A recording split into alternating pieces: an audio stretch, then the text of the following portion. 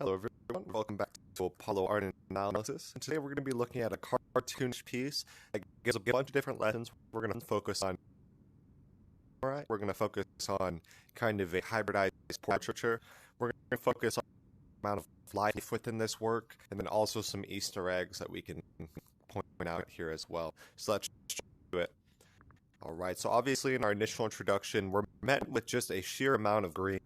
So we see, of course, green here. We have leaves sprouting up. We have trees on either side. We even have leaves growing on the hat of the samurai itself as well. So those are all really important to note. Notice the cartoon style piece at hand here. That is super smooth. It has a lot of different layers because, of course, it is kind of like a mechanized samurai. But just notice the cartoon style, how smooth the edges are, and just how everything goes with one another. Looking at the bird, looking at the mushroom, and this little guy right here, you can see some great examples of that cartoon style as well. Even on the clovers up top, you see they're really fluffy, they're light, and they're also really smooth as well.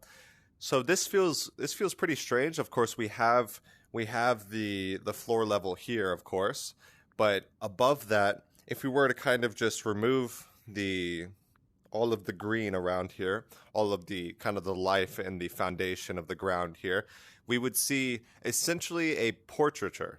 So we see, of course, we have the head and then the beginning of a bust, which is, of course, cut off by the ground. But it feels like we're looking at a hybridized portraiture here. So, of course, the portraiture is meant to emphasize the subject. It's meant to immortalize important parts of that subject's life as well. And it is a very intimate experience because you are essentially face to face with the person in the portraiture. So I thought that this was a really cool example of kind of a hybrid portrait, or a much more stylized portrait than what we traditionally see whenever we think of that. So if you look at the GIF, it'll be down in the description below in the original piece. You'll see that he's kind of trying to raise his head and then it falls back down. And there is a little bit of a glow right here, which indicates that the mech is still alive. So that's important to note. So the samurai hasn't completely fallen yet, but there is a sword driven straight into the samurai's chest. And we, of course, see that it is about to lose its life. But even though it's about to lose its life, there is life all around it. So maybe that signifies a kind of return to the ground, or return to where we came from as conscious and lifelike, or full of life beings. So that's really important as well. So we see a bird here, and we also see these kind of blue accents around the spatial composition. We have some blue here. We have a blue with the butterfly sitting right on the hat. Stunning contrast there. We have the blue on white contrast, and then we also have a blue on white contrast there as well. So these blue accents give a bit of diversity of color within the piece, and of course there is already a bunch of diverse texture. We have smooth here, but we also have rough and kind of fluffy. We have rigid there, so a bunch of different textures in the piece at hand as well. Of course, you have the fluffy clouds as well. So the original artist of this piece is, I believe it is Matthieu Braccini. Hopefully I pronounced that right. But he created the Mecha project, and those absolutely blew up. Everyone loved the style of those kind of mechanized robots, and how people really wanted that project because of the art.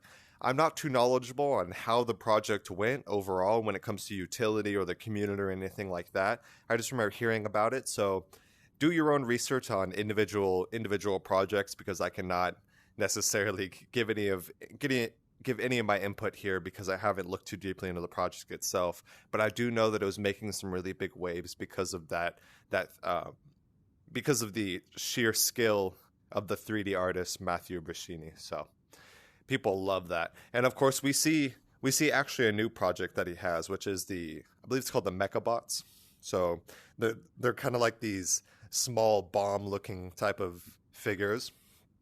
And you see that there's a dead or a fallen one in the foreground here. So that kind of lends an Easter egg to some of Matthieu Braccini's other projects. So that's incredible to note as well, and it's really important.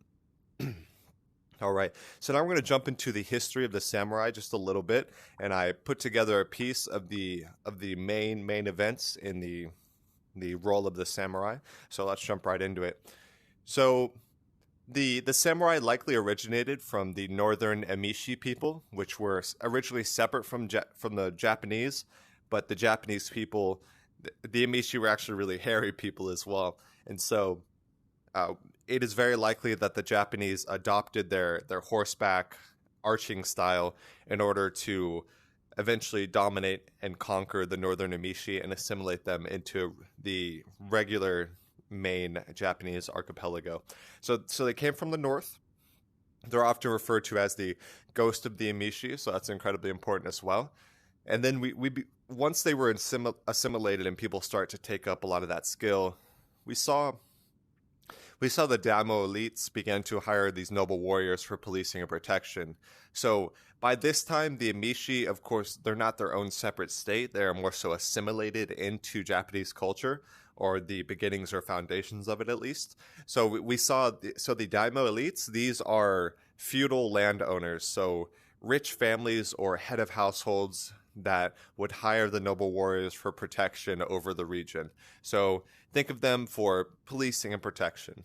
So the elites, or the really famous landholders, really wealthy landholders, began to hire them in order to protect their land and the region as well.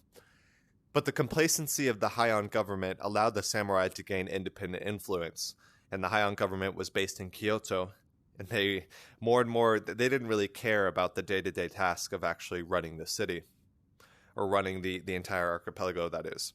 So we saw that the samurai gained independent influence due to that, because they had a lot of influence. They are incredible warriors, and of course, because they had original connections to the daimyo elites, they could definitely get a favor or two made. So we saw some revolts, which led to the first government known as the Kamakura Shogunate, which was ruled by a military dictatorship. And this was the first samurai-dominant government. And of course, that military dictator is the shogun of the shogunate. So the fall of the Kamakura Shogunate eventually saw the rise of the much weaker Ashikaga Shogunate. And so we saw the Battle of Yamazaki in Kyoto, which saw the clans Hokusawa versus the Yamana in a fight for power. And this caused a split of centralized authority after the Battle of Yamazaki. So once that split of centralized authority happened, then the Japanese archipelago essentially broke down into hundreds of individual regions ruled individually by the respective daimyos. So we saw, and this was the golden age, or the height of what people refer to as samurai culture. Think about these hundreds of individual regions, and all had their own samurai for hire.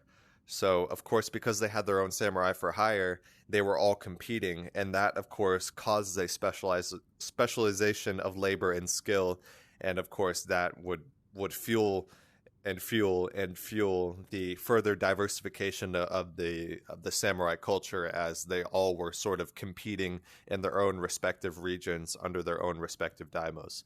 So that's really important to note as well.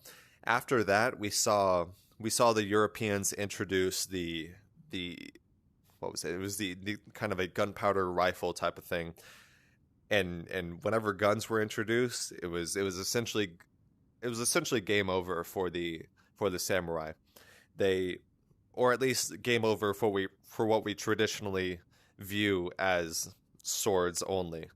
Even before then, whenever they were fighting the Mongols who ruled China at the time, they were using kind of fire boats and putting them into ships. So the samurais were not only swords from the beginning, but once the